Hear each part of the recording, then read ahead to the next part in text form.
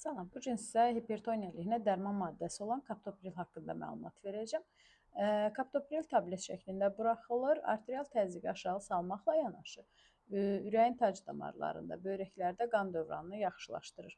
Buna görə də ürək-damar çatışmazlığından əziyyət çəkən şəxslərə, həmçinin hipertoniya xəstəliyindən əziyyət çəkən şəxslərə təyin edilir. Gündə 2-3 dəfə bir tablet yeməkdən yarım saat əvvəl daxilə qəbul edilir. Təsiri 1 saat sonra başlayır və orqanizmdən 95% halda sidiklə xaric edilir. Yəni belə buradan nəticə çıxmaq lazımdır ki, orqanizm üçün heç bir zərərli toksiki təsiri yoxdur.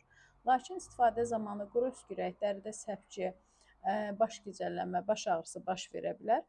Əks göstərişdir hamiləlik laktasiya dövründə. Yəni dərman maddəsi qəbul etdikdən yarım saat, 10-15 dəqiqə sonra onun təsirini gözləmək düzgün deyil. Ən az təzyiq dərmanları 1 saat sonra öz təsirini göstərməyə başlayır. Demək olar ki, bir çoxları elə böyrəklə orqanizmdən xaric edilir.